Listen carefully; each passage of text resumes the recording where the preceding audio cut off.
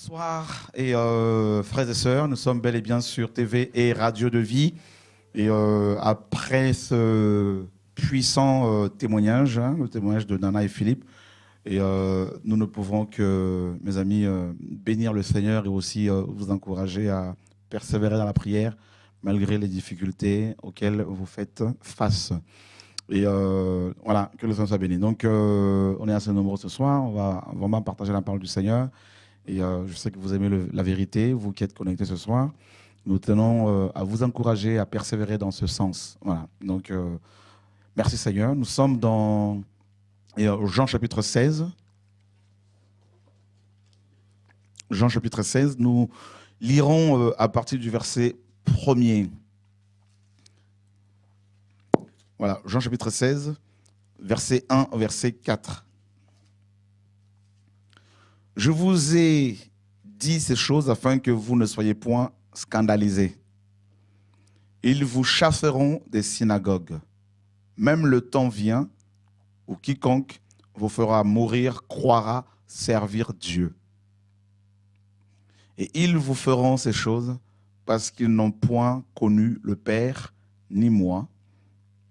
Mais je vous ai dit ces choses afin que quand l'heure sera venue, n'est-ce pas, ils vous souviennent, donc ça c'est du vieux français, que je vous les ai dites.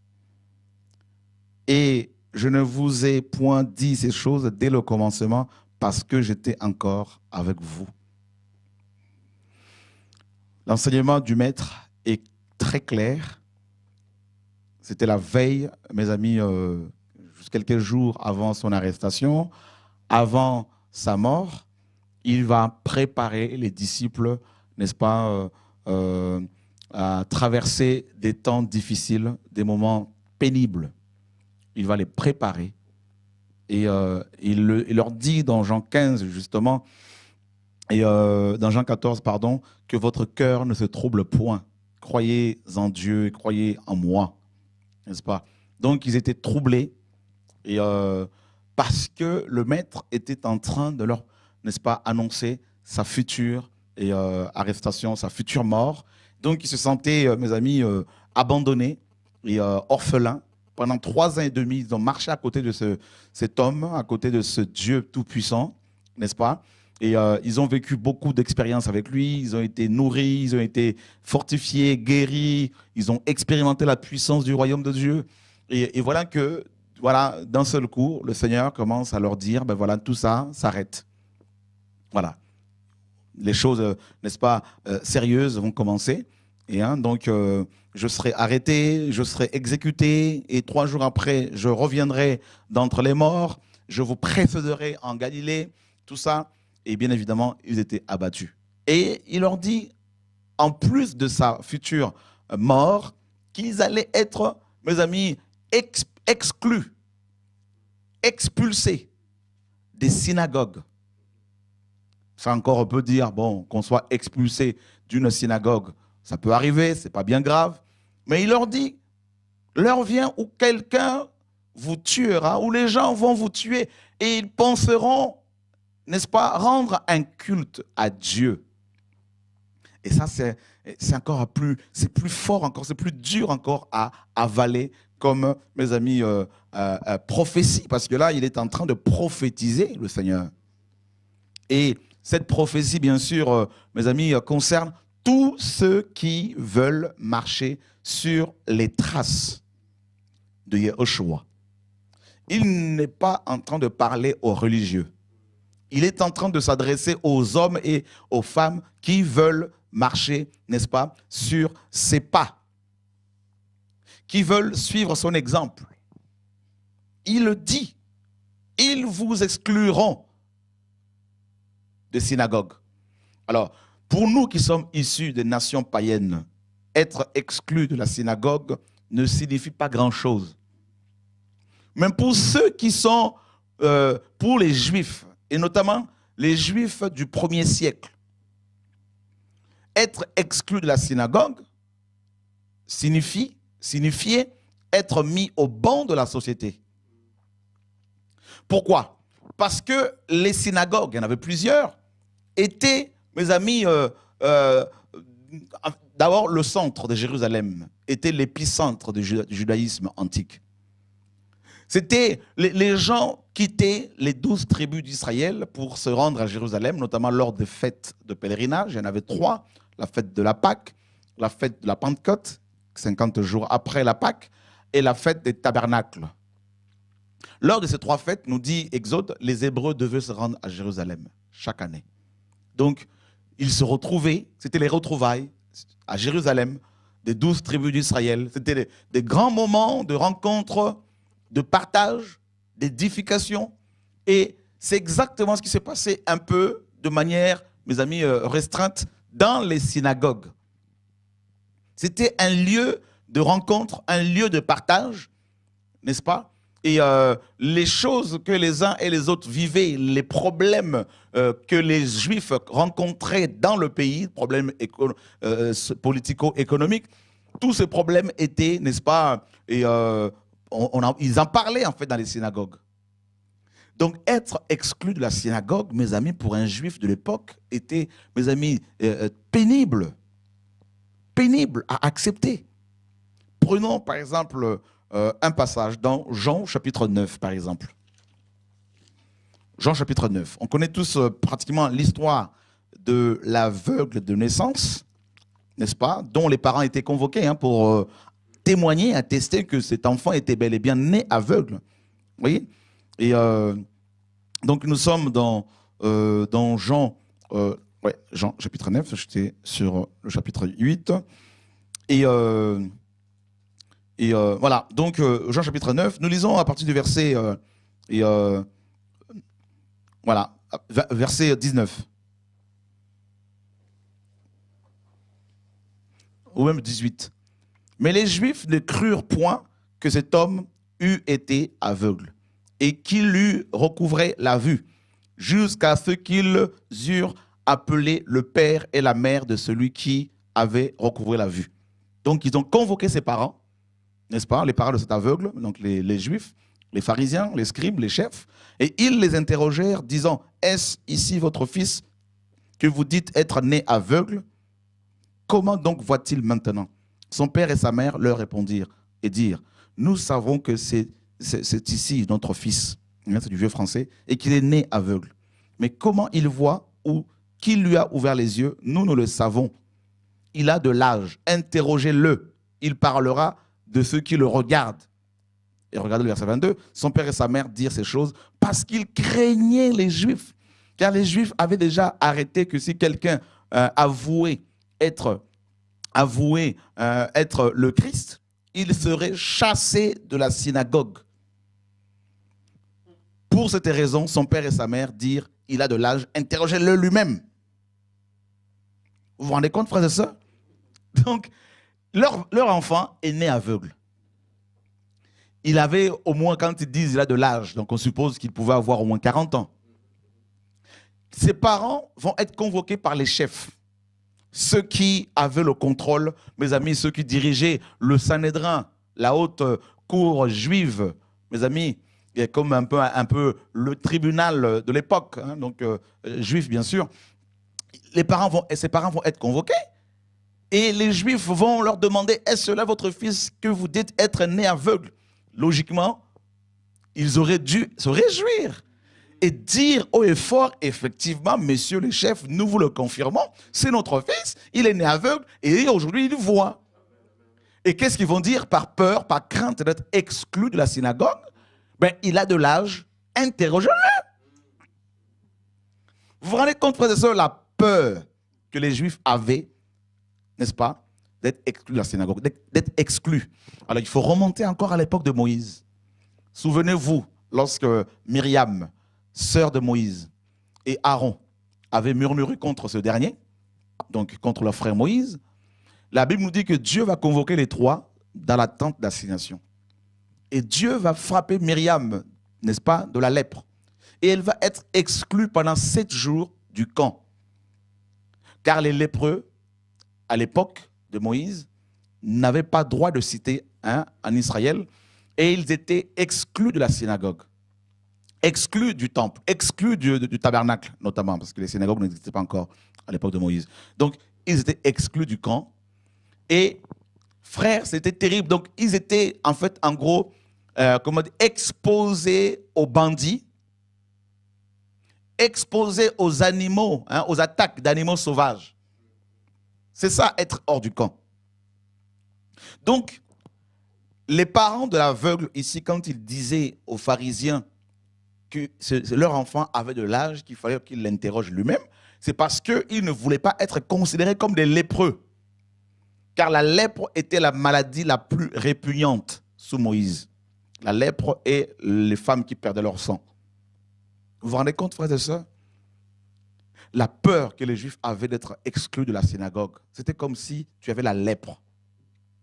Donc quand Jésus-Christ de Nazareth dit ici que ses disciples seraient exclus, et c'est encore le cas aujourd'hui, exclus des synagogues, littéralement, pour un bon juif, il va comprendre, n'est-ce pas, si c'est un juif qui entendait cette parole, il comprendrait directement que être exclu de la synagogue signifiait être lépreux. Et les lépreux devaient crier partout, hors du camp, hein, lépreux, lépreux, lépreux, pour avertir tout le monde qui chercherait à les saluer, pour ne pas être contaminé. Il ne devait ni se marier, il ne pouvait ni se marier, ni avoir d'amis, ni toucher quoi que ce soit, parce que toutes les choses qu'il touchait étaient contaminées, souillées. C'est terrible. Donc Jésus-Christ, quand il dit aux apôtres, vous serez exclus de la synagogue, il est en train, comme un bon juif, de leur dire, vous serez considérés comme des lépreux. C'est ça le message. Seigneur, sauve-nous. Donc, qu'est-ce que l'on peut comprendre ici? Ça veut dire que toutes les personnes qui veulent suivre Jésus-Christ de Nazareth, dans la vérité, seront considérées comme des personnes, mes amis, ayant la lèpre. C'est ça le message de Jésus-Christ ici. Il n'est pas en train de parler d'abord aux Congolais, aux Français. Il est en train de parler aux gens qui étaient attachés aux synagogues. Vous avez vu? Regarde, mes amis, on va creuser encore. Merci Saint-Esprit, parce que c'est lui qui nous fait creuser. Nous sommes dans Actes chapitre, mes amis, Actes chapitre 21, Yann. Hein, on connaît cette histoire. Et Actes chapitre 21. Mais avant d'abord d'aller dans Acte 21, merci Saint-Esprit, il m'a donné notre passage. Nous sommes dans Acte 12. Acte 12. Yann, merci. Verset 42. Acte 12, verset 42. Acte 12, il n'y a pas verset. Non, Jean 12, 42. Jean 12. Voilà, c'est ça. Jean 12, autant pour moi. Jean 12, 42 à 43. Cependant, plusieurs des principaux même crurent en lui, mais ils ne le confessaient point à cause des pharisiens, de peur d'être chassés de la synagogue. Car ils aimèrent plus la gloire qui vient des hommes que la gloire de Dieu. Ah! Et qu'est-ce qu'on apprend ici? On a une information quand même ici importante. On nous apprend qu'il y a une gloire dans ces synagogues-là.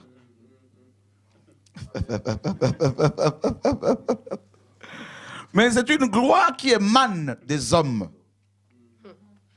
Hein? Et qu'est-ce qu'on entend ici par gloire? Honneur. Voilà pourquoi dans les synagogues de Satan, on va en arriver là, il y a les honneurs, les bishops, les archibishops, les maréchaux, les monseigneurs, les cardinaux, les papes, les apôtres des nations, les prophètes des nations, les guérisseurs des nations. Ils se congratulent. Il y a une gloire là-dedans. Là. C'est pour cela que les gens ils sont attachés comme ça à leur soutane, à leur costume et cravate. Ils sont attachés à leur fauteuil en cuir. Ils sont attachés, mes amis, ils sont attachés à leurs estrades. Ils ont attaché aussi le micro, tu peux y aller. Ils ont attaché aussi les chrétiens qui sont avec eux. Là. Mais forcément, parce que ces chrétiens ont goûté à cette gloire qui vient des hommes, eh bien, ils sont attachés. Oui, ils sont esclaves. Esclaves de cette gloire-là. Voyez? Et on apprend ici que, sentez-vous libre si vous voulez partager, il n'y a pas de souci. Hein, donc prenez le micro, faites signe. On est dans l'esprit ici, il n'y a pas de coupure d'onction. Alléluia. On a une connexion, mes amis, qui est plus que la connexion ADSL. Oui, on peut acclamer Jésus, oui, bien sûr.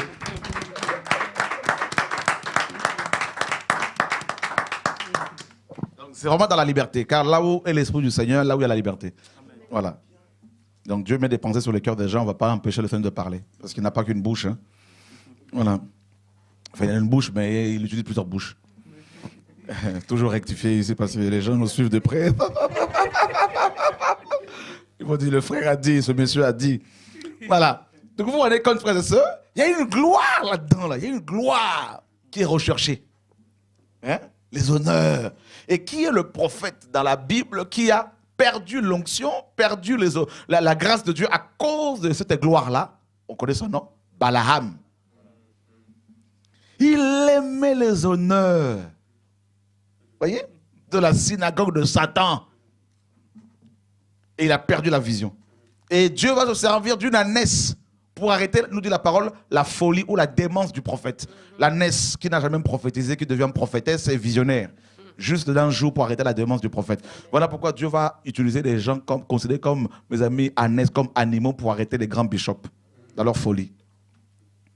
Voilà. Alors, la Bible dit que beaucoup des principaux chefs avaient reconnu que Jésus-Christ était de Dieu.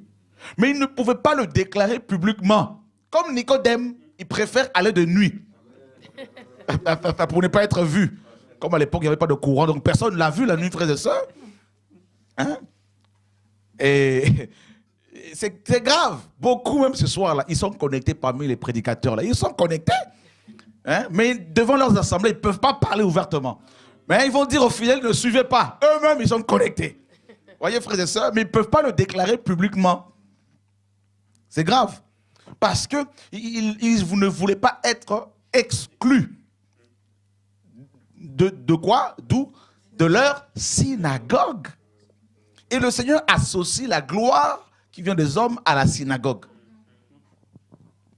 Donc, qui dit synagogue dit gloire. Et ça veut dire que celui qui ne veut pas délaisser les honneurs qui viennent des hommes ne quittera jamais sa position dans la synagogue de Satan. Voyez? Vous savez, pour attacher les gens à cette gloire, on leur donne des titres. On leur confie des charges de responsabilité. Toi, tu es responsable du protocole. Là, c'est fini, vous le collez là, avec de la glu 3. Il est collé, il est attaché. Il est lié. Il peut entendre la vérité, mais comme il est responsable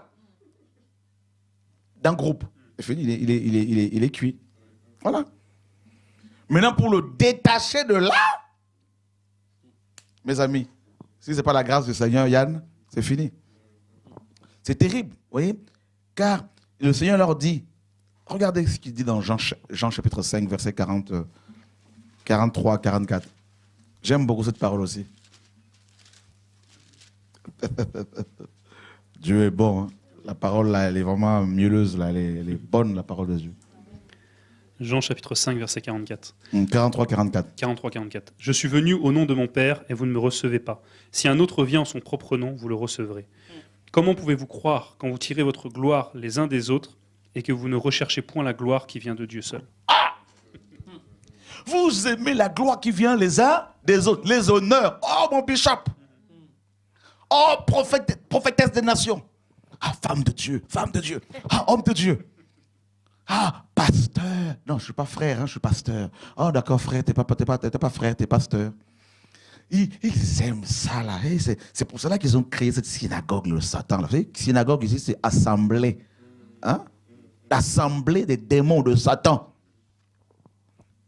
L'assemblée de Satan ici, la synagogue, c'est tout ce qui est pastoral, tout ce qui est fédération, tout ce qui est CAF, la communauté des églises d'expression africaine, synagogue de Satan. La fédération protestante de France, synagogue de Satan. Oh, la papauté là-bas, je ne sais pas où, synagogue de Satan. Fédération évangélique, synagogue de Satan. Tout le monde adhère là-dedans, là. Et les escrocs, et les craignants de Dieu, et les impurs, tout le monde. C'est comme l'arche de Noé, tout le monde est là-dedans. Vipère, boa, tout ce que vous voulez, macaque, singe, tout le monde. Voilà. Ça rentre macaque, ça ressort macaque.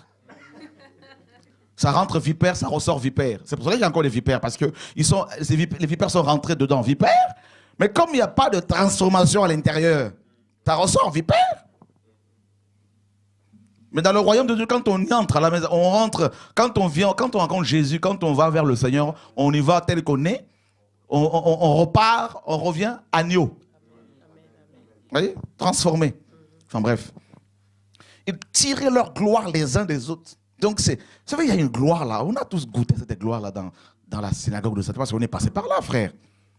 Les gens t'encensent. Les gens sont à genoux devant toi.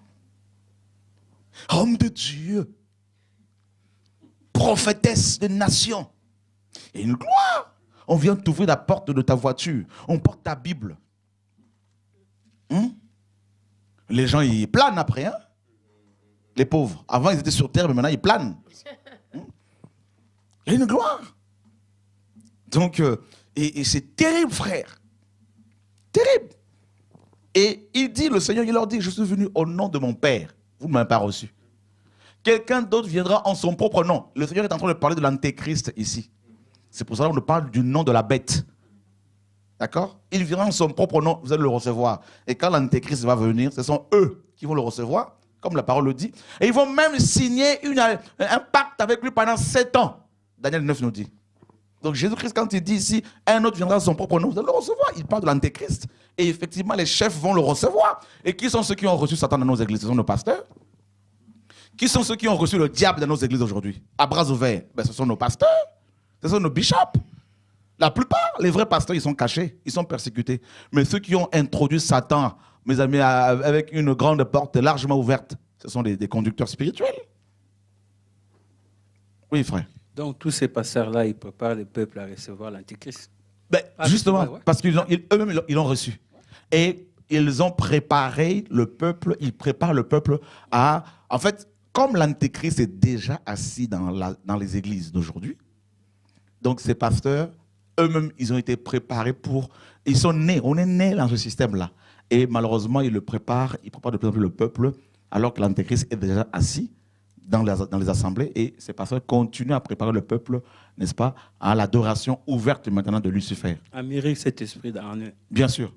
Voilà, tout à fait. Parce que Paul nous dit que le mystère de l'iniquité agit déjà dans 2 Thessaloniciens 2. Donc, il était déjà, c'était au 1er siècle, hein, et il nous apprend que le mystère de l'iniquité agissait déjà à son époque. Vous voyez? Où? Mais dans les assemblées. Voilà.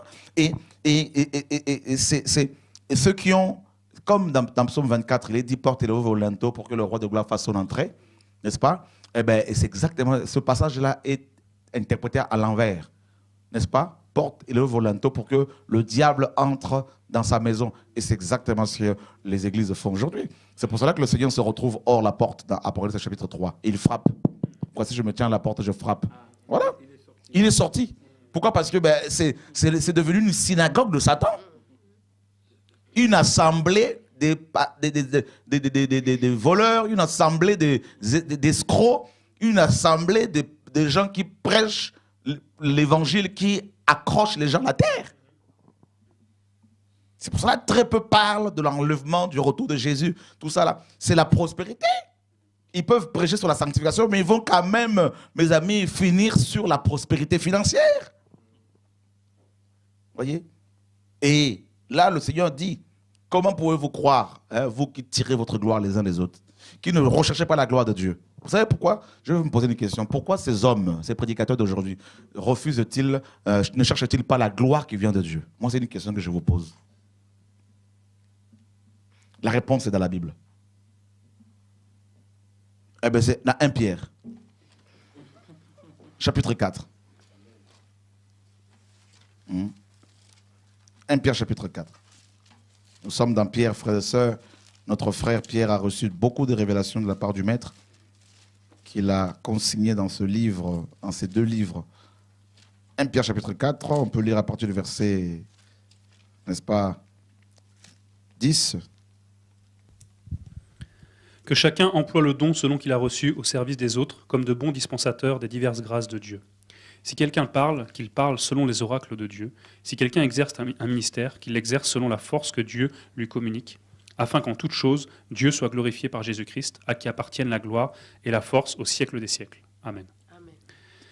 Bien-aimés, ne soyez point surpris de la fournaise qui est au milieu de vous pour vous éprouver, comme s'il vous arrivait quelque chose d'étrange. Mais réjouissez-vous de ce que vous participez aux souffrances de Christ, afin que lorsque sa gloire sera manifestée, vous soyez aussi comblés de joie. Si l'on vous dit des injures pour le nom de Christ, vous êtes bien heureux, car l'Esprit de gloire, l'Esprit de Dieu, repose sur vous. Il est blasphémé par eux, mais il est glorifié par vous. Vous vous rendez compte, Amen. Yann? Si vous êtes outragé pour le nom de Jésus-Christ, vous êtes heureux, car l'Esprit de gloire repose sur vous. Amen. Donc, vous savez, la gloire qui vient de Dieu, la gloire de Dieu égale persécution, outrage, fausse accusation, amen, mes amis, et attribution des intentions. Donc, on vous attribue des intentions, on vous prête des intentions. Donc, on vous prête des intentions, pardon. Et c'est ça la gloire de Dieu. Quelqu'un qui veut expérimenter, vivre la gloire de Dieu, il doit comprendre que la gloire de Dieu égale persécution. 2 Timothée 3,12 nous dit, tous ceux qui veulent vivre pieusement en Jésus-Christ seront persécutés. La parole le dit. La gloire de Dieu, ce n'est pas quand vous avez un 4x4 Toyota. C'est pas ça la gloire de Dieu. Ça, c'est du matériel, c'est la tôle. C'est pas de la gloire de Dieu parce que le Toyota, là, le constructeur, là, lui, il a plusieurs Toyota. Maintenant, on va dire quoi? La gloire de Dieu, c'est la persécution. La gloire de Dieu, c'est quand on vous accuse faussement. On vous traite de tout le nom. On fait des complots contre vous alors que vous êtes seul dans votre coin avec le Seigneur. Voilà la gloire de Dieu. Frères et sœurs. Voyez, donc c'est pour cela que cette gloire-là, beaucoup de gens n'en veulent pas. Parce qu'elle coûte cher. Là, en fait, en gros, la gloire de Dieu, c'est la croix. Voilà. Ben voilà. C'est ça. Et tous les jours, il faut la porter. Ah ben non. De temps en temps, il y en a, il la laisse un peu pendant 2 semaines, 3 semaines, 1 an. Hein, parce que ça coûte cher. Oh Seigneur, sauve-nous. Donc le Seigneur nous parle de l'exclusion de ses serviteurs et ses servantes des synagogues. Donc si vous voulez être acclamé dans les synagogues de Satan, vous n'avez rien compris. Vous ne pouvez pas à la fois chercher à marcher avec le Seigneur et être accepté par et dans les synagogues de Satan. C'est 2 choses diamétralement opposées. Voyez? Regardez le maître. Luc chapitre 4. Parce que être chrétien, c'est être comme Christ. Hein? Donc, un chrétien qui n'est pas exclu de la synagogue de Satan alors qu'il craint Dieu, je parle de ceux qui craignent Dieu et non de ceux qui recrutent les âmes pour commencer leurs églises ici et là. Non, nous parlons de ceux qui marchent dans la sanctification de la vérité et qui marchent avec le Seigneur et non avec les impudiques et les voleurs. Luc chapitre 4, on connaît tous ce passage. Hein? Et regardez le verset 21. Alors il commença à leur dire, cette parole de l'Écriture est accomplie aujourd'hui et vous l'entendez. Ok, regarde Yann, 14 et 15.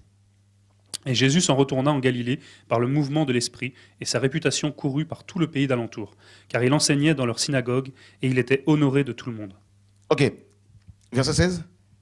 Et Jésus vint à Nazareth, où il avait été élevé, et il entra, selon sa coutume, le jour du Shabbat, dans la synagogue, et il se leva pour le lire. Donc selon sa coutume, ça veut dire quoi? À l'âge de 12 ans, il y a un rite que les Juifs observent pour passer donc, de l'enfance à l'âge adulte. Voilà. Et il y a un rituel qu'ils suivent tout ça. Et bar mitzvah. Et là, à partir de 12 ans, après avoir, n'est-ce pas, fait ce rituel, l'enfant, notamment le jeune homme, donc considéré comme adulte maintenant, pouvait faire la lecture, n'est-ce pas, devant tout le monde dans la synagogue de sa ville. Et c'était le cas pour Yeshua, homme, à partir de l'âge de 12 ans en fait. Jésus-Christ faisait la lecture dans cette synagogue de Nazareth. Donc ici, il avait quel âge? Il avait au moins 30 ans. Donc ça veut dire que, frères et sœurs, écoutez bien l'enseignement ce soir, ça veut dire que de l'âge de 12 ans à 30 ans, Jésus-Christ lisait la Torah, les Écritures, dans cette synagogue. Il n'avait pas de problème. Donc ça veut dire que pendant 18 ans, selon sa coutume, nous dit la parole, selon ses habitudes, pendant 18 ans, Jésus-Christ lisait les Écritures dans cette synagogue et tout le monde l'acclamait parce que c'était un enfant. Il n'avait pas encore reçu l'onction royale pour commencer le ministère. En fait, en tant qu'homme, j'entends par là, pas en tant que Dieu. Mais le jour où il va être revêtu de l'esprit, à l'âge de 30 ans après le baptême, et que l'esprit lui a dit, tu vas repartir dans cette synagogue-là, où il y a toutes sortes de diables, de démons, de religieux. C'est là-dedans parce que tu as reçu l'onction maintenant pour démontrer la puissance de ton Père. Va là-dedans, là. Il faut commencer d'abord chez toi. Eh bien là, il revient, là, il dit, l'esprit du Seigneur est sur moi. Alléluia. Car il m'a oint pour libérer les captifs. Il est en train de leur dire que vous êtes tous captifs ici, là. Amen. Gloire. Amen, amen. Alléluia. Amen.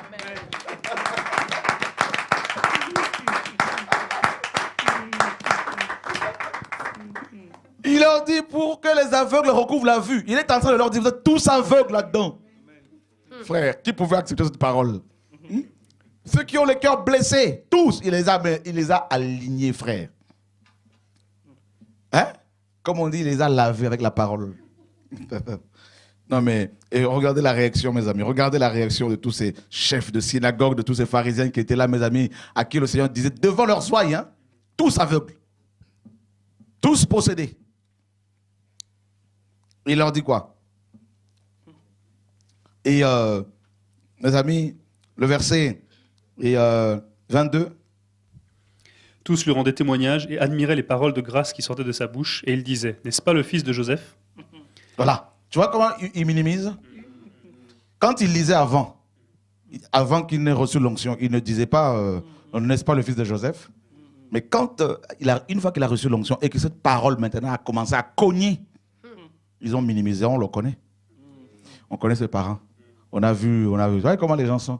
On l'a vu naître. Pour minimiser ton appel, voilà, on connaît. Et qu'est-ce qu'il leur dit?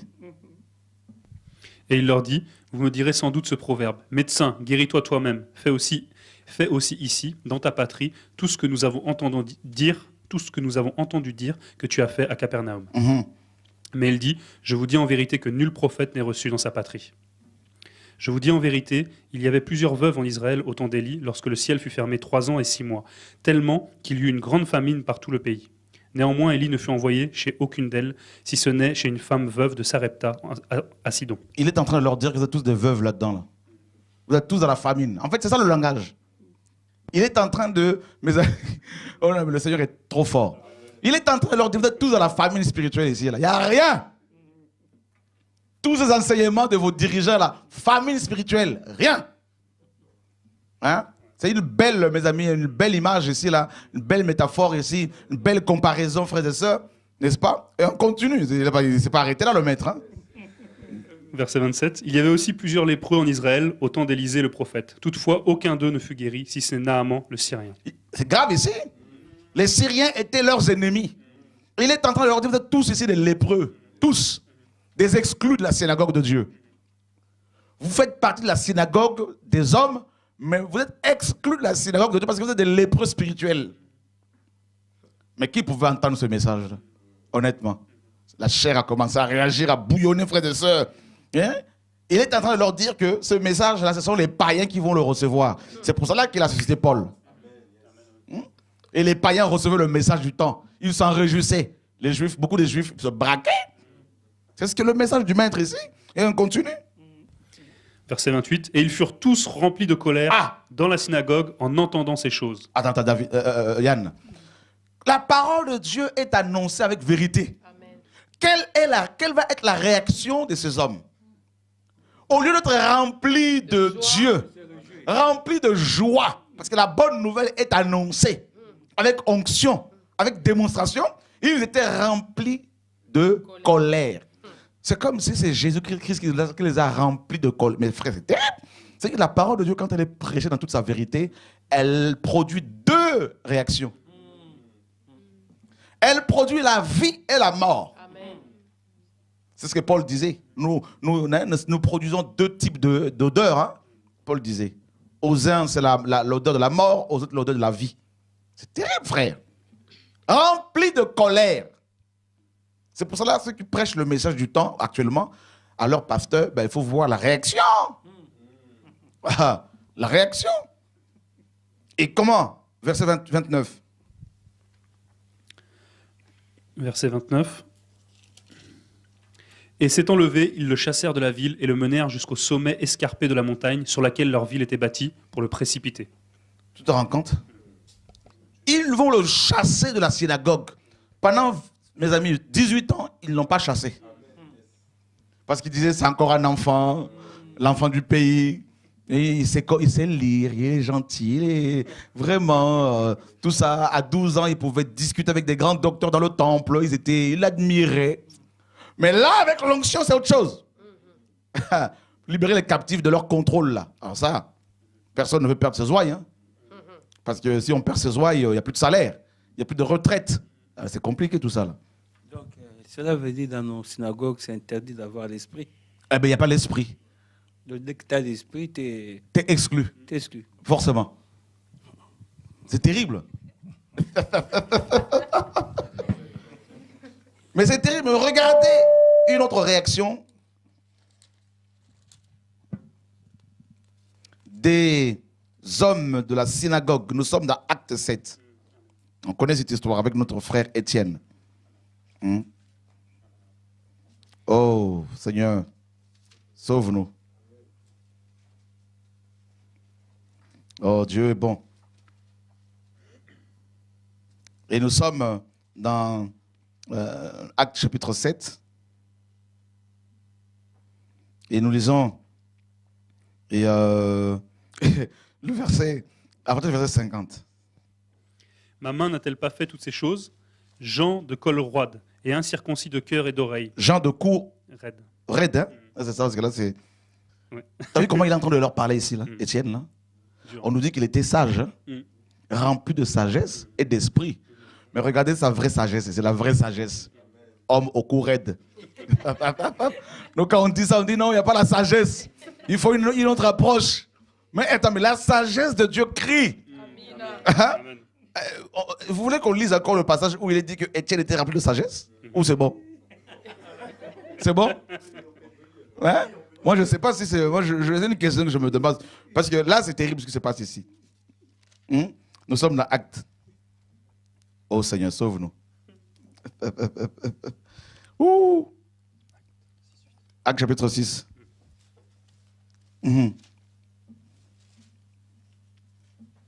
Verset 5. Cette proposition plut à toute l'assemblée, et ils élurent Étienne, homme plein de foi et du Saint-Esprit, et Philippe, et Procor, et Nicamor, et Timon, et Parménas, et Nicolas, prosélytes d'Antioche.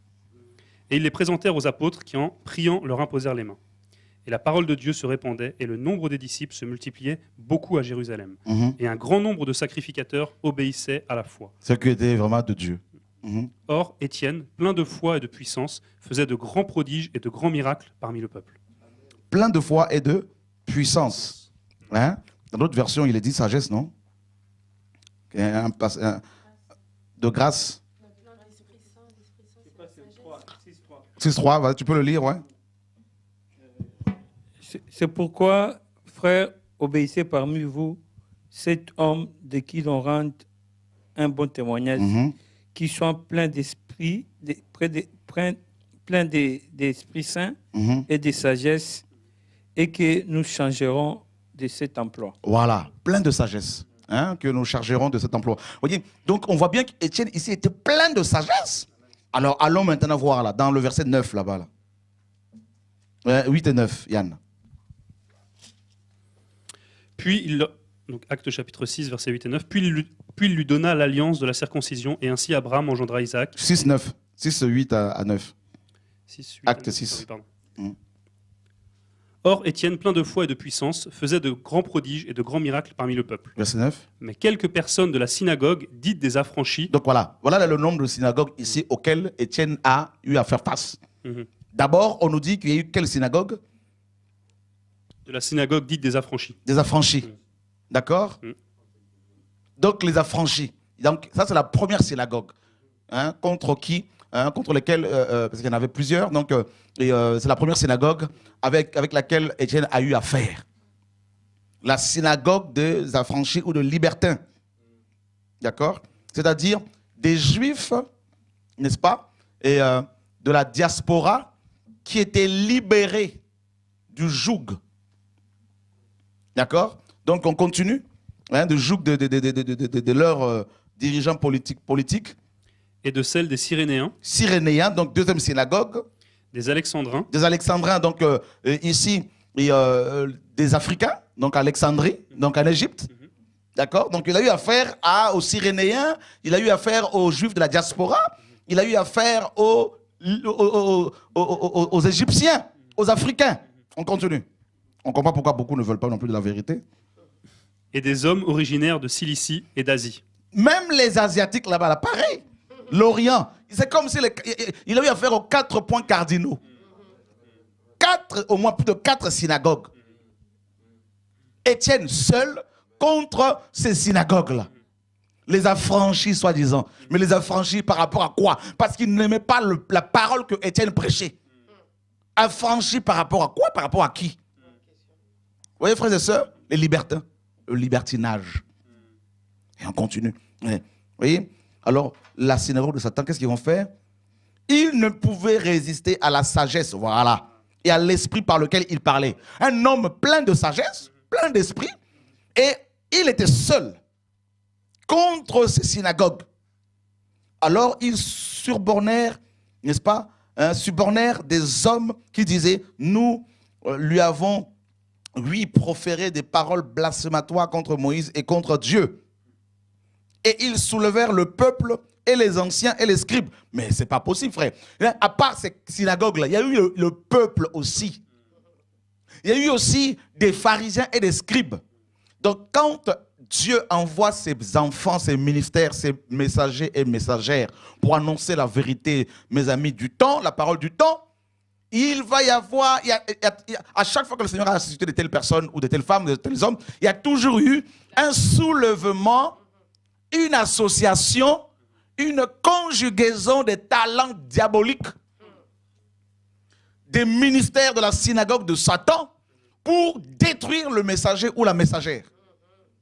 Donc, le fait que Dieu appelle un frère, une sœur pour annoncer la parole à son peuple afin de le libérer, suscite une, mes amis, colère de la part des, n'est-ce pas, des gens de la synagogue de Satan. Et les pires ennemis vont devenir les meilleurs amis. Il va y avoir des associations entre, mes amis, les gens qui se sont critiqués hier. Parce qu'ils ont un ennemi commun. Même des pasteurs qui sont dans l'impudicité, qui n'ont plus de collaborateurs parmi d'autres pasteurs, mais ils vont être associés. On va leur tendre la main d'association parce qu'il faut tous, ils ont le même travail, la même mission, détruire les hommes et les femmes que le Seigneur a oints. C'est terrible, hein? Vous vous rendez compte, frère? Ils vont réussir même à soulever le peuple contre Étienne. Le peuple qui était censé recevoir le message pour être libéré des jougs de ces hommes. C'est pour cela aujourd'hui, beaucoup de chrétiens qui attendent la vérité sont aussi utilisés, instrumentalisés par, mes amis, les dirigeants de la synagogue de Satan pour détruire les messagers. C'est pour cela qu'ils appellent les gens dans les coulisses, ils vous appellent dans les coulisses pour raconter des histoires, pour mentir, pour dire il a fait ci, telle sœur a fait ça, a fait telle chose, pour créer des connexions comme un filet dans le but de détruire les hommes et les femmes que Dieu a appelés. C'est dans la Bible, tout ça là. Parce que le message dérange. Le message dérange, la vérité dérange la synagogue de Satan. Quel message? Le fait de dire qu'on ne peut pas se dire chrétien, mes amis, et aller faire des cantiques qu'on reçoit gratuitement de la part du Seigneur, des chants spirituels qu'on reçoit gratuitement, et aller les vendre. Ça ne plaît pas. Dire que quand on est chrétien, qu'on reçoit des cantiques, on ne doit pas aller collaborer avec des producteurs païens. Ça ne plaît pas. Vous avez vu Daniel, David, tout ça, mes amis, allez faire, David notamment, allez faire, mes amis, de la musique avec les artistes ou les producteurs égyptiens. David, où vas-tu? Ben, je pars en Égypte, chercher, n'est-ce pas, me faire enregistrer dans un studio païen, avec des musiciens païens, avec de la musique païenne, il n'y a pas de problème. Et puis je veux l'introduire dans le temple pour notre Dieu, pour Yahvé, le feu étranger, le parfum étranger. Eh bien, ça ne plaît pas cela. Dire qu'il ne faut pas faire des conférences payantes, ça ne plaît pas. Dire que, mes amis, il ne faut pas faire du marketing dans les églises, ça ne plaît pas.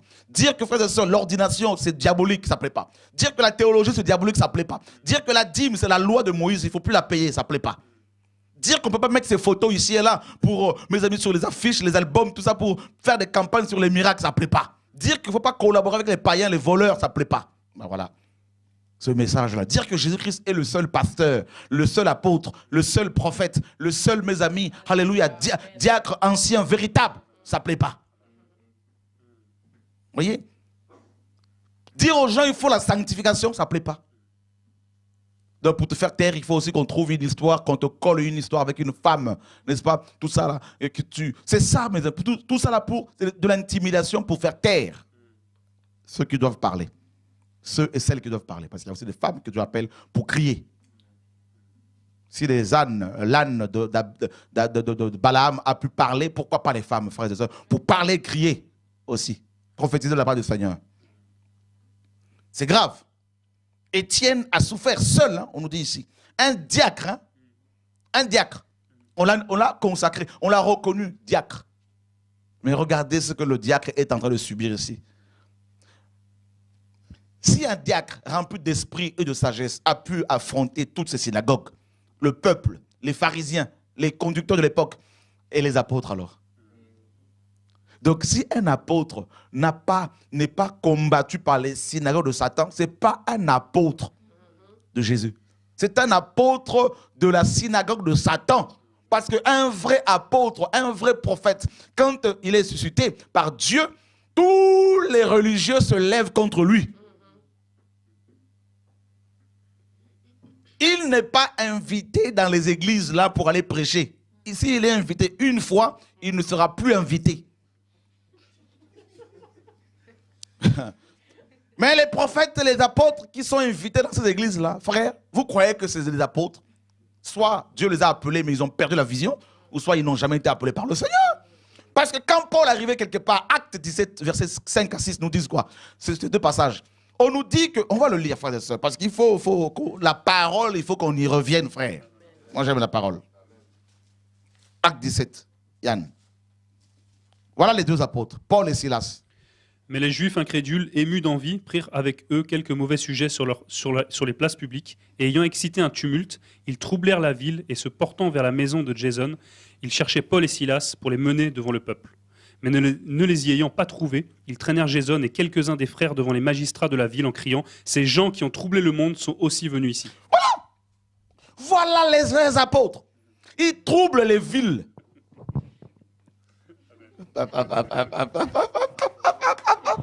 On peut acclamer Jésus.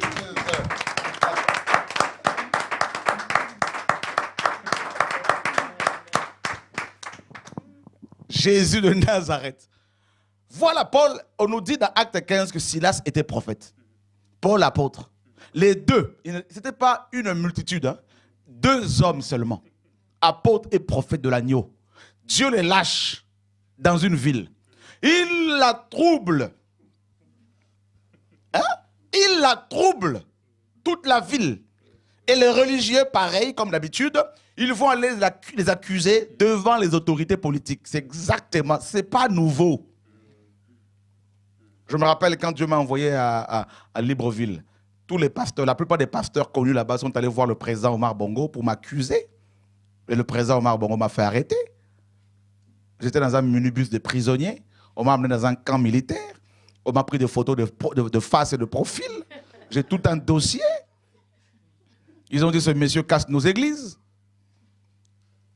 J'ai été, mes amis, interrogé par un colonel, bras droit du ministre de la Défense à l'époque, fils du président, qui est le président actuel. Ils m'ont accusé faussement. Ils m'ont, mes amis, je suis rentré sur Paris, je suis reparti en 2009. On m'a rapatrié sur le même vol. On ne m'a pas laissé sortir de l'aéroport. Ils ont dit, l'ordre vient de la présidence, tu ne dois pas rentrer au pays. Jusqu'à ce jour, j'ai fait tout pour repartir, tout est fermé. Mais le message est déjà rentré.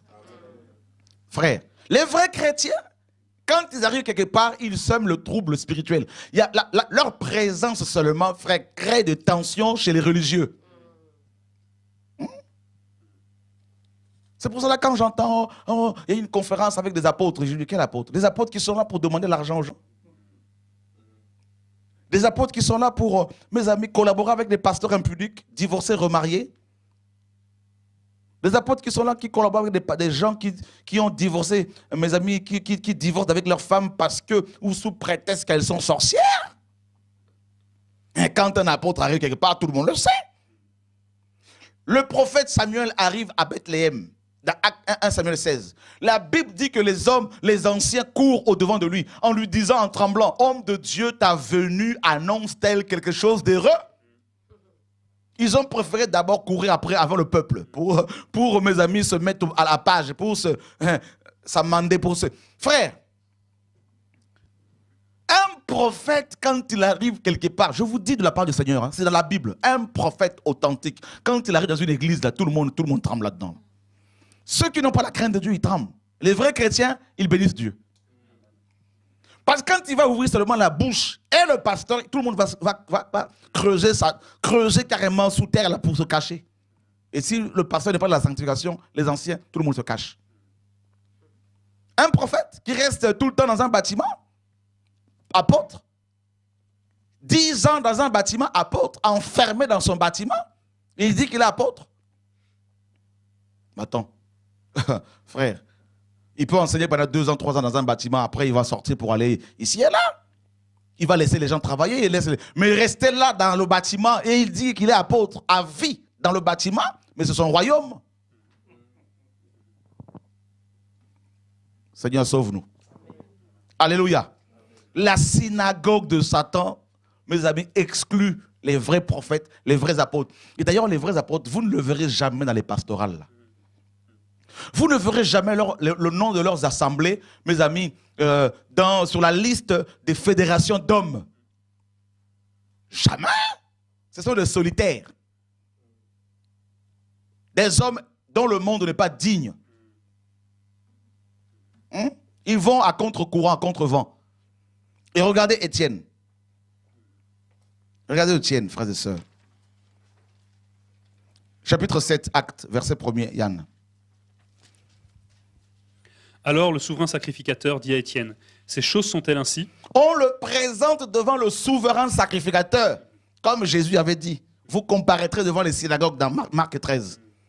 Vous paraîtrez devant les gouverneurs, devant les autorités et devant les synagogues pour témoigner de moi. Voilà, un diacre. Que les diacres d'aujourd'hui entendent bien.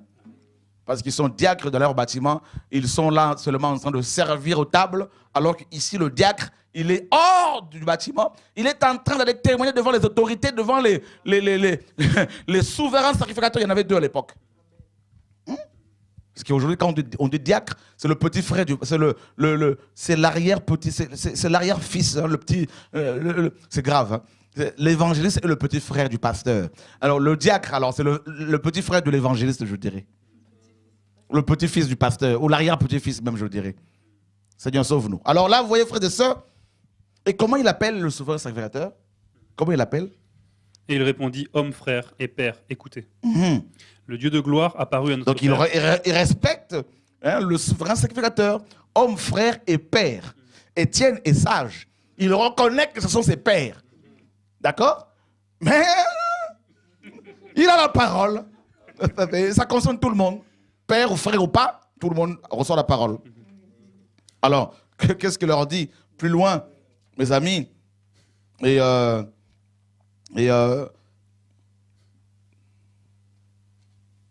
Verset 48. Toutefois, le Très-Haut n'habite point dans des temples faits par la main des hommes. Alors, ici, le mot Très-Haut signifie aussi le souverain. Il est en train de s'adresser au souverain sacrificateur qui était enfermé dans son bâtiment là-dedans. Et le Seigneur lui dit, mais le souverain de souverain n'habite pas dans les temples dans lesquels vous êtes là. Waouh, quel message, frère!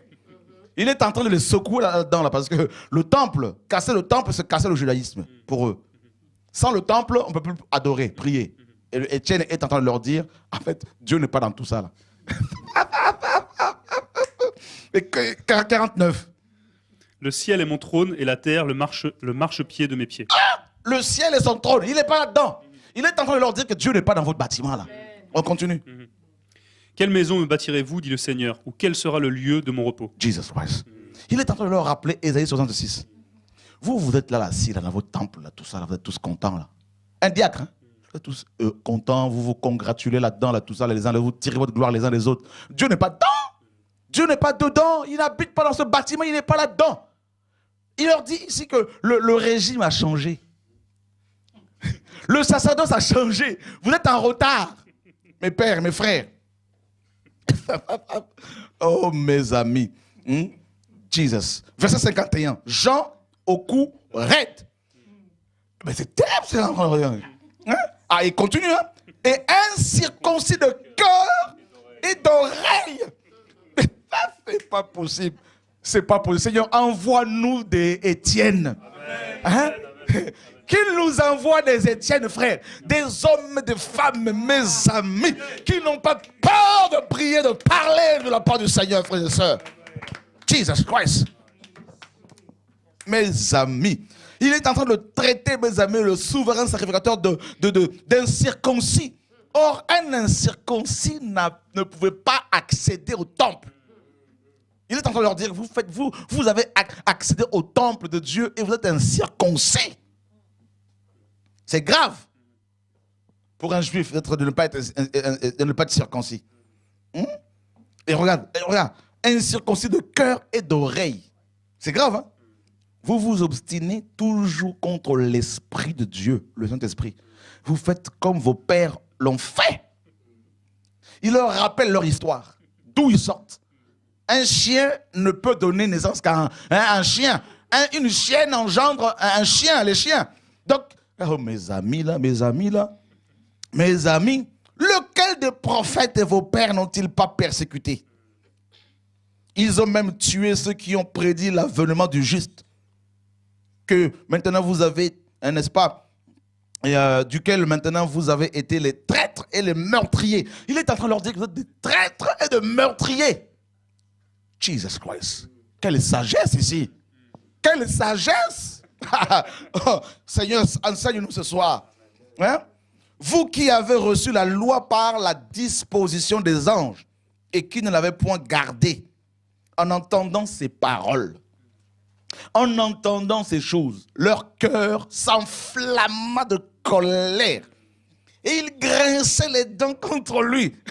On entendait leur grincement de croc, croc, croc, croc, croc.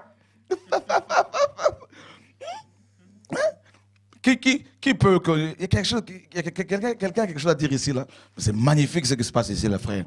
Nous assistons à une scène terrible ici. Hein? Blaise, tu as quelque chose à dire? C'est terrible ici.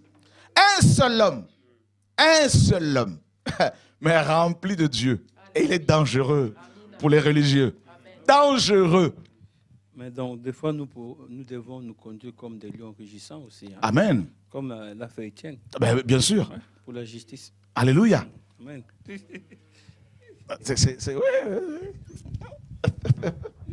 Sa parole était tranchante. Quoi. Carrément. Sans compromis, sans compromission. Mais lui, étant rempli du Saint-Esprit et ayant les yeux fixés au ciel, il vit la gloire de Dieu et Jésus étant à la droite de Dieu. Vous vous rendez compte, frère? Les gens, il entend, il ne s'est même pas arrêté au grincement de dents. Ne vous arrêtez pas à toutes ces paroles que les gens disent contre vous. Faites comme vous n'entendez rien. Parce que l'objectif de ces grincements de dents, c'est de vous déconnecter du ciel. Pour vous amener à la distraction.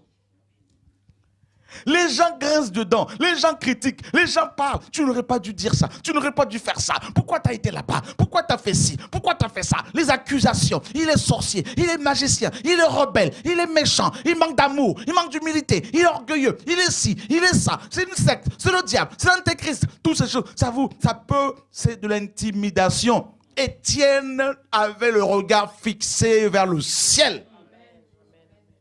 Et il a fini par voir le Seigneur. Si beaucoup ne voient pas le Seigneur parce qu'ils ont les yeux fixés sur leurs ennemis, les oreilles tendues, collées au téléphone, attachées au téléphone, ils ont dit quoi aujourd'hui sur moi? Oh non, c'est pas possible. Mais elle aussi, pourquoi elle a parlé comme ça sur moi? J'avais confiance en elle. Oh Seigneur, sauve-moi. Ils sont méchants. Tu vas mourir avant le temps. On acclame Jésus, frère.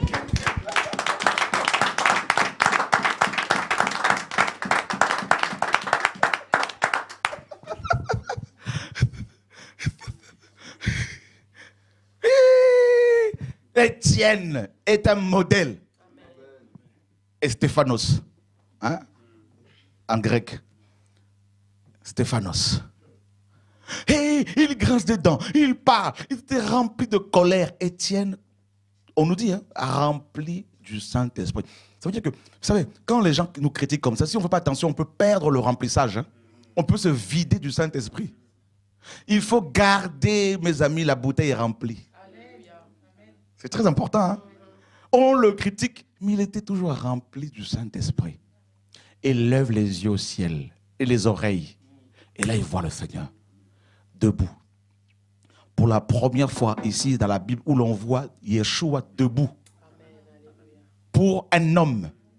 Oh mon Dieu! Quelle vision! Il s'est levé. Jésus s'est levé. Satan est terrassé.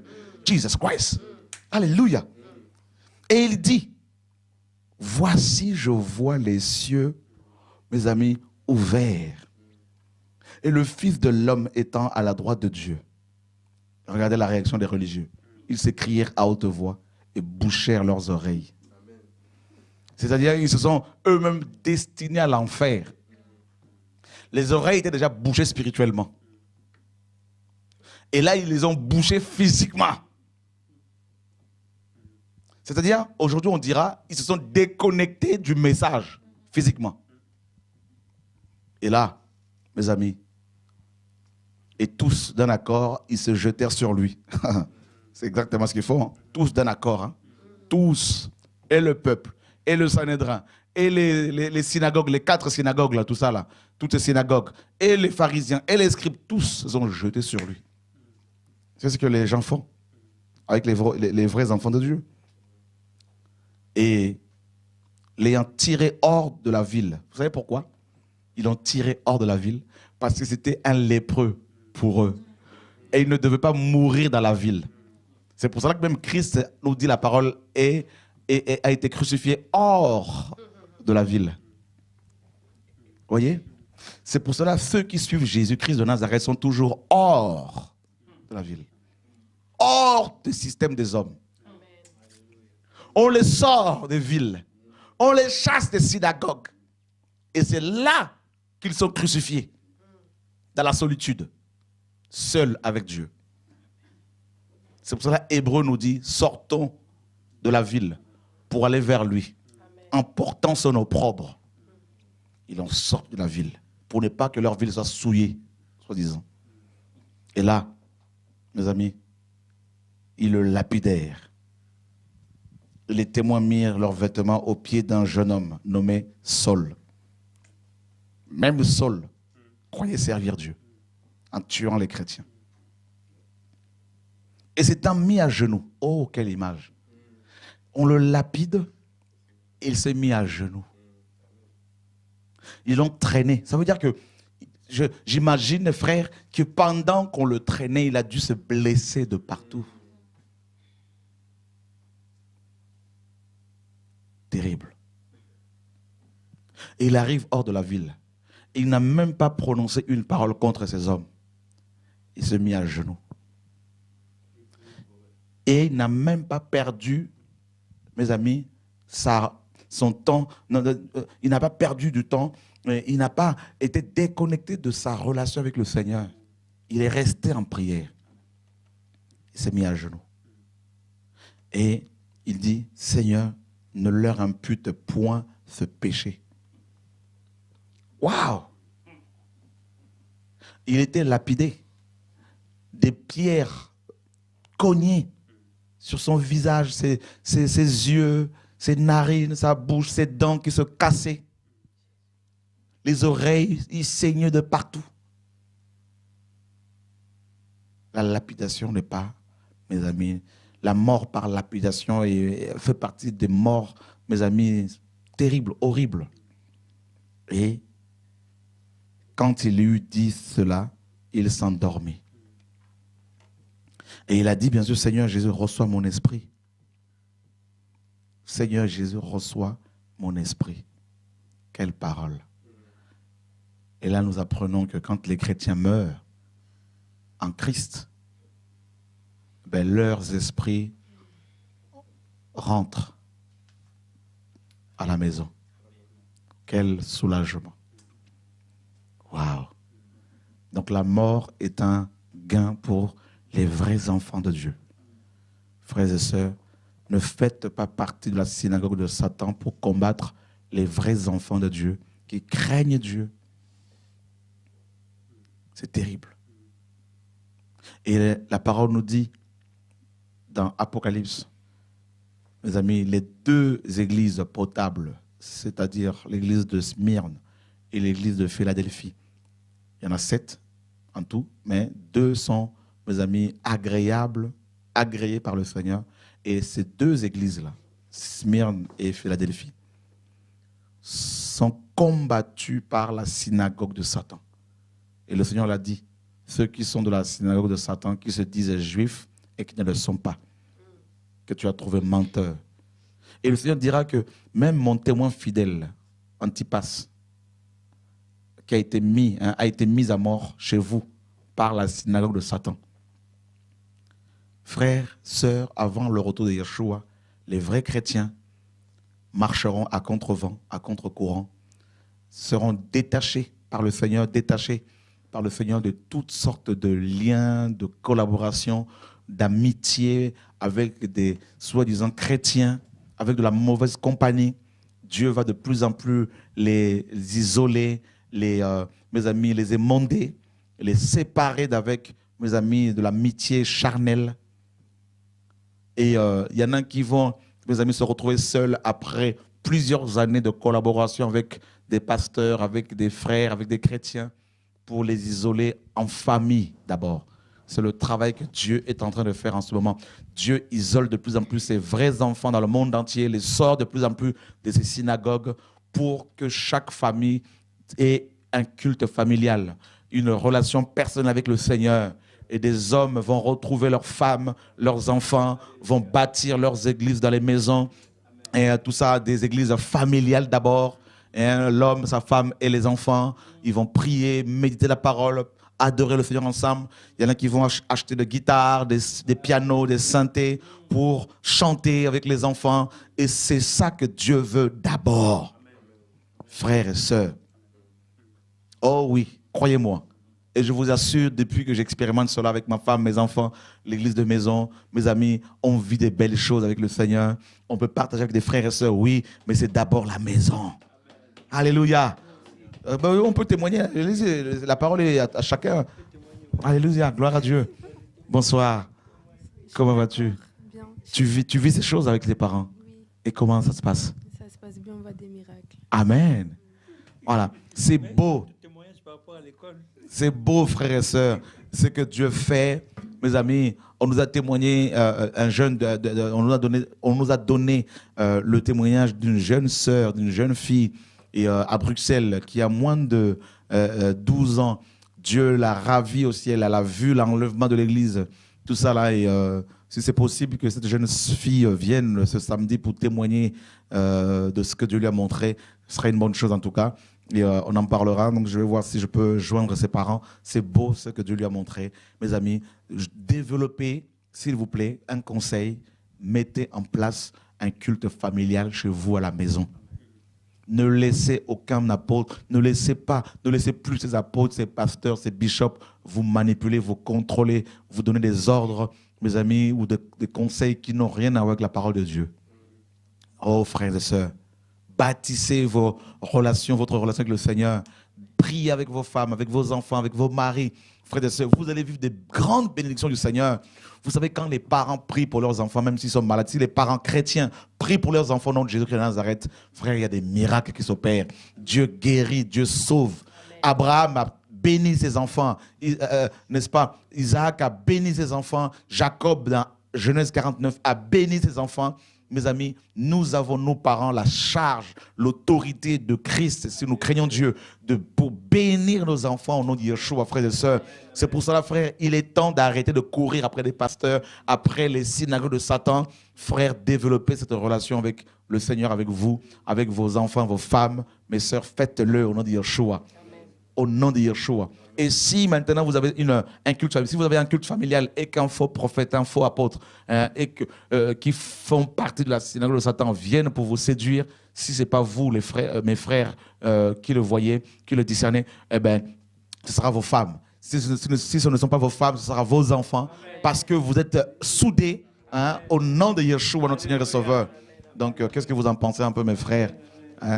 Yann, tout ça, ou chacun de vous, je sais Amen, pas. amen. J'ai béni les Seigneurs pour ce qu'il fait pour tous ses enfants. Amen. Déjà ce matin, moi j'avais fait un rêve. J'ai vu une sœur avec qui on partage tout le temps. Le micro, ouais. Donc, j'ai vu qu'elle me parlait de ma fille. D'accord. Elle me disait, en fait, elle me parlait sur Néhémie 4. D'accord. Donc, je me suis réveillée, j'ai dit, il faut que je lise les livres de Néhémie. J'ai lu l'histoire de Sanballat, Tobija, tout ça, l'opposition. Donc, après, j'ai vu dans le rêve une image aussi, quelqu'un de la famille qui voulait faire du mal à ma fille, en fait. Donc, j'ai pris. Après, je lui racontais l'histoire le matin. Après, elle me dit, oui, maman, tu sais, hier, avant de dormir, tu avais quoi? Explique. Non, vas-y. Elle voulait se laver dans la salle de bain. Elle m'a dit qu'elle voulait être paralysée, en fait. Elle a senti comme si on l'avait lancé quelque chose dans le dos. Elle n'arrivait plus à bouger. Moi, je lui ai dit, c'était quoi ton premier réflexe? J'ai dit, Jésus, sauve-moi. Après, elle s'est sentie mieux. Après, elle a dormi, mais le matin, elle avait toujours mal. Donc, quand elle m'a dit ça, j'ai compris. J'ai dit, viens, on va prier. Donc, on a prié et puis il n'y avait plus rien. Amen. Donc, le Seigneur est vraiment bon. Vous n'avez pas été voir forcément un apôtre, un pasteur, un apôtre? Non. Déjà, d'habitude, moi, c'est toujours nous-mêmes qui prions pour nos enfants. Amen. Donc, parce qu'on a une relation avec les seigneurs, on s'est dit, les pasteurs, il est comme nous. Amen. Pourquoi toujours courir derrière les pasteurs? Donc, c'est ce qu'on essaie de transmettre aux enfants aussi. Ça, c'est bien. Donc, voilà. En tout cas, nous vous encourageons dans cette vision. Amen. Alléluia. Dieu est bon. Voilà. Donc, qu'est-ce que... Un peu long? Ok. D'accord. Donc, tu pourras, donc, dans ce cas-là, préparer. On va préparer ton témoignage. Hein. Donc, voilà. Donc, parce qu'on va quand même te le redonner le micro, parce que tu viens de te convertir. Hein, donc, oui, effectivement, je viens de me convertir. Hein. C'est quelque chose d'exceptionnel pour moi que je suis en train de vivre. Amen. Parce que ça fait qu'un mois de cela. Wow. Mais c'est vraiment merveilleux. Voilà, oui. Grâce à Dieu. Hein. Et là, tu étais dans le Maïkari? Oui, j'ai pratiqué l'art de Maïkali et après j'ai arrêté. Donc pendant 10 ans, je faisais absolument rien.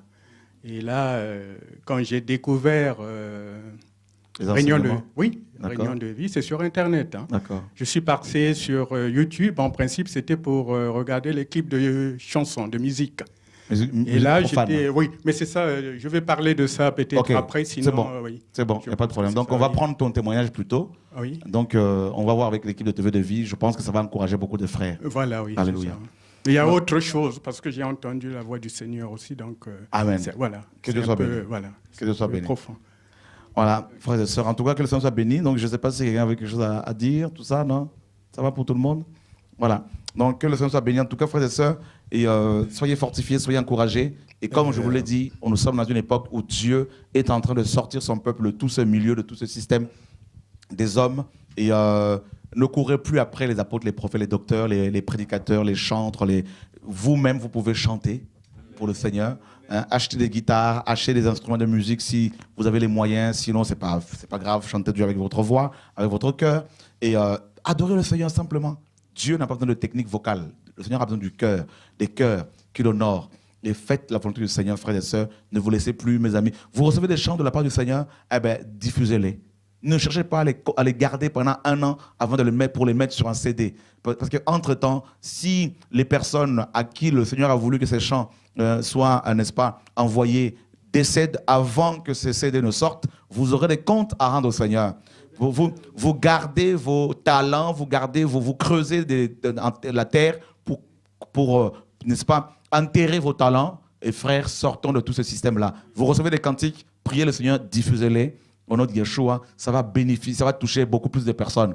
Alors, que Dieu nous garde, frères et sœurs. Merci pour vos prières, pour votre soutien. Oui, Blaise, j'ai une question qui n'a rien à voir. C'est une question en rapport avec le baptême, hein, qui est en fait définie comme un engagement de bonne conscience vis-à-vis de Dieu. Alors, en fait, si on dit engagement, ça veut dire qu'il y a un contrat, en fait, entre la personne qui a envie d'être baptisée et Dieu. Et si on parle de contrat, bien évidemment, pour le signer, ce contrat, il faut en prendre connaissance. Ma question ici, c'est en rapport avec la prise de connaissance du contrat. Faut-il un enseignement dans ce cas avant d'être baptisé? Très bonne question. Alors, comme d'habitude, je vais te répondre avec la parole. Nous sommes dans Actes, chapitre 8, verset 36. Actes chapitre 8, verset 36, si tu peux le lire toi-même. Actes chapitre 8, verset 36.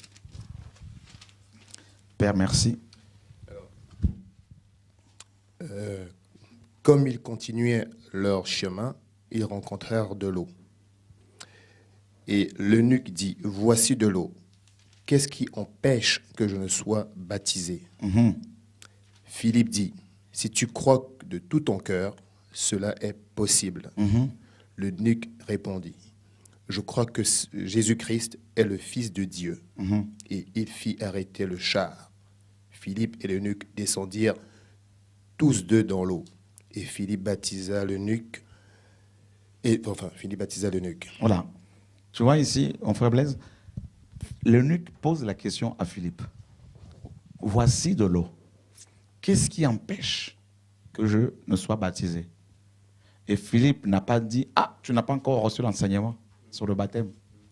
Donc, laisse-moi d'abord t'enseigner, ensuite toi, tu vas pouvoir te faire baptiser. Non, il lui dit, si tu crois de tout ton cœur que Jésus-Christ est le Fils de Dieu, cela est possible. Et il a répondu, je le crois. Mais d'où vient donc cette, j'appelle ça doctrine qui impose qu'il faille un enseignement préalable au baptême? Très bonne question. Alors, avant de répondre à cette question, je veux dire encore que toutes les personnes dans la Bible qui étaient baptisées, elles l'ont été le jour de leur conversion. Il n'y en a aucune qui a reçu un enseignement au préalable. On prend l'exemple, par exemple, de Jean quand il baptisait, donc avant le baptême de Christ, le baptême que les apôtres ont administré. Jean baptisait les gens qui venaient le voir le même jour. On prend Christ dans Jean 4 avec ses disciples. Il baptisait, n'est-ce pas, les gens qui venaient les voir. À Hénon, il y avait beaucoup d'eau. Et on prend l'histoire, n'est-ce pas, notamment dans Actes chapitre 2, les gens étaient baptisés. Dans le chapitre 4, ceux qui acceptèrent sa parole furent baptisés. Donc, après avoir reçu la parole, les gens étaient baptisés. On prend l'histoire de Corneille, donc de l'eunuque éthiopien, dans Acte 8. Donc, l'histoire de Corneille également, après avoir été baptisé, quand il a reçu le baptême de l'Esprit, le jour de sa conversion. Pierre lui dira, peut-on refuser l'eau du baptême à ceux qui ont reçu l'Esprit aussi bien qu'à nous? Il a été baptisé ainsi que toute sa famille. L'histoire du geôlier dans Acte 16. Donc, il a été baptisé cette même nuit-là, où Paul était libéré, avec toute sa famille. Maintenant, d'où vient cette doctrine qui veut que les gens soient enseignés avant le baptême, reçoivent l'enseignement avant le baptême? Déjà, dans Matthieu chapitre 28, le Seigneur disait aux apôtres, allez et faites de toutes les nations des disciples, en les baptisant au nom du Père, au nom du Fils et du Saint-Esprit, et enseignez-leur à observer tout ce que je vous ai prescrit. Donc l'enseignement venait après le baptême. D'accord? Les gens recevaient d'abord la parole, qui les touchait, ils se convertissaient et ils se faisaient baptiser le même jour. Le baptême d'eau n'est rien d'autre que le signe visible, le même jour, le jour de la conversion. On reçoit Christ et on va le valider par cet engagement, par le baptême d'eau. Donc, en fait, le baptême d'eau n'est rien d'autre que la matérialisation, n'est-ce pas, de l'engagement que nous avons pris dans le cœur de suivre le Seigneur. Maintenant, au IVe siècle, il y a eu, au IVe siècle, l'empereur romain qui a succédé à Constantin, et son nom m'échappe, et cet empereur qui était catholique, donc déjà il a, n'est-ce pas, déclaré que l'église catholique romaine était l'église de l'État, donc l'église d'État, et il s'est rendu compte, cet empereur, avec les évêques catholiques, que beaucoup de sujets romains qui avaient, n'est-ce pas, qui se disaient catholiques, ne l'étaient pas vraiment. ils continuaient à prier leur divinité. Alors, pour s'assurer que beaucoup étaient convertis, cet empereur, en accord avec les évêques catholiques, a mis en place le catéchisme, les enseignements au préalable, donc au baptême. Et pour s'assurer que les gens étaient bien convertis. Et voilà comment, même malgré la réforme protestante au XVIe siècle, cette doctrine d'enseignement avant le baptême a continué. Et c'est pour cela que beaucoup de gens, malheureusement, n'est-ce pas, ont mis, donc la religion a mis le baptême au-dessus de la foi. Donc du coup, beaucoup de gens vont vous dire qu'ils sont croyants, chrétiens, mais ils ne sont pas encore baptisés. Ils ne sont pas encore prêts pour le baptême, soi-disant. Alors que le baptême n'est pas le plus important. C'est la foi qui compte, qui sauve. N'est-ce pas? Car le malfaiteur à la croix à qui le Seigneur a dit, si tu fais aujourd'hui tu seras avec moi au paradis, il n'était pas baptisé. Donc, le baptême d'eau, on le reçoit le jour de la conversion. Et le catéchisme, les enseignements avant le baptême, vient du catholicisme romain. Alors, est-ce qu'on peut baptiser un fou? Le fou qui est sauvé, qui a donné sa vie à Jésus-Christ, oui. Puisque, bon, a priori, un fou ne peut pas prendre un engagement. Donc, il est malade mentalement. Donc, il peut pas. Est-ce qu'il est possible donc de le baptiser? Est-ce qu'il a cette capacité de croire? S'il se convertit, bien évidemment. Mais comment peux-tu se convertir s'il est malade? Mais le fou de Gadara, il était guéri. Le Seigneur, quand c'est comme ça, il te délivre d'abord. Ensuite, tu le suis. Voilà. Car notre Dieu n'a pas changé. Amen. Voilà. Amen. Alléluia. Amen. Oui, Philippe. J'avais une question, étant donné que je suis un peu issu de ce qu'on appelle catholicisme romain. Donc, une question par rapport à Marie. Donc, j'avais une discussion avec mon frère hier. Voilà, mon frère qui est en Afrique du Sud, à qui je parlais en disant qu'en fait, il n'y a pas d'intermédiaire entre nous et le Seigneur. Et il me répliquait que, en fait, Jésus, sur la croix, avait dit à Jean, je crois, voilà, fils, voici ta mère, mère, voici ton fils. Voilà. Donc, quelque part, prier Marie en soi, ce n'est pas du tout mauvais, étant donné que c'est une mère pour nous. Je ne sais pas, qu'est-ce que tu peux me répondre par rapport à ça? Ok, donc déjà, ça, ce passage-là n'a rien à voir avec la prière, rien à voir. Et le Seigneur a confié, c'est comme s'il confiait Marie. En fait, c'est pas qu'il confiait, je dirais pas plutôt ça. En fait, il était en train de faire comprendre simplement à Jean et à Marie qu'ils devaient avoir une relation de mère et fils, et dans le sens où, chez les Juifs, comme Paul le dit dans 1 Timothée 5, donc Paul dit à Timothée, considère le vieillard comme un père et les femmes âgées comme des mères. Donc, dans la culture hébraïque, les femmes âgées devaient être considérées par tous les Hébreux comme leur mère, et les hommes âgés comme des pères. Donc Jésus-Christ était en train, n'est-ce pas, de confirmer les écrits, tout simplement. D'accord. Tout simplement. Et 1 Timothée 5 le dit, n'est-ce pas, à partir du verset 1er. Maintenant, quant à la prière, quand Marie était intervenue dans Jean 2, lors du mariage à Cana, en disant à Jésus-Christ, ils n'ont plus de vin. Regarde la réaction du Seigneur.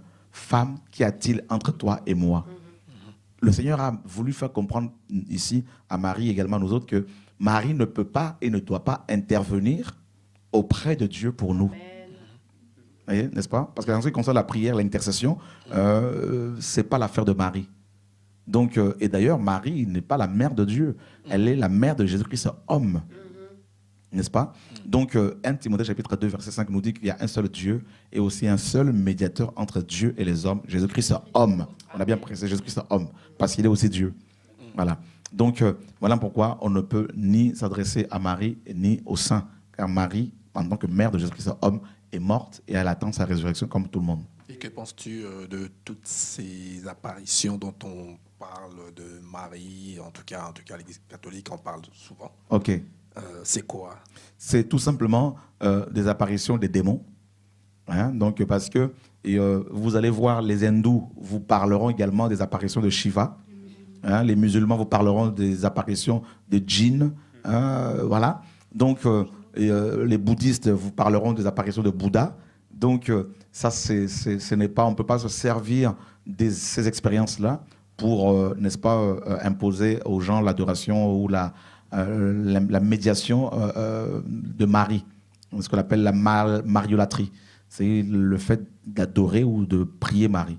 Donc, les expériences, donc vision, prophétie, tout ça, ne doivent en aucun cas être mises au même pied d'égalité que la parole de Dieu.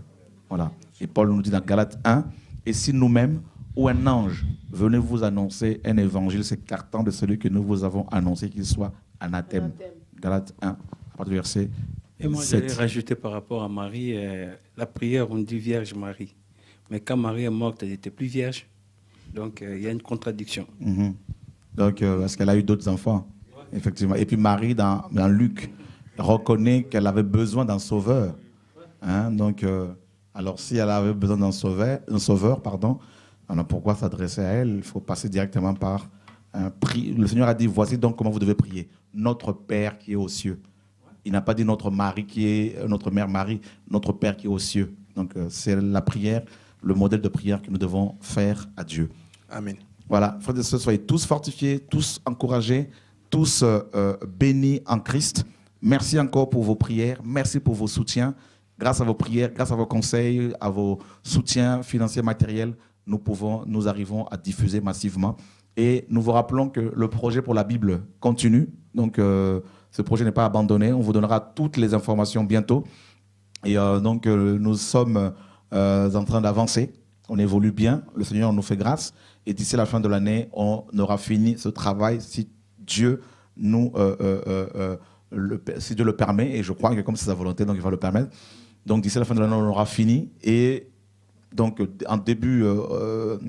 début de l'année prochaine, vous allez pouvoir, si tout va bien, avoir votre Bible, n'est-ce pas, que nous appelons la Bible de Jésus-Christ. Une Bible qui sera diffusée gratuitement avec une couverture en cuir.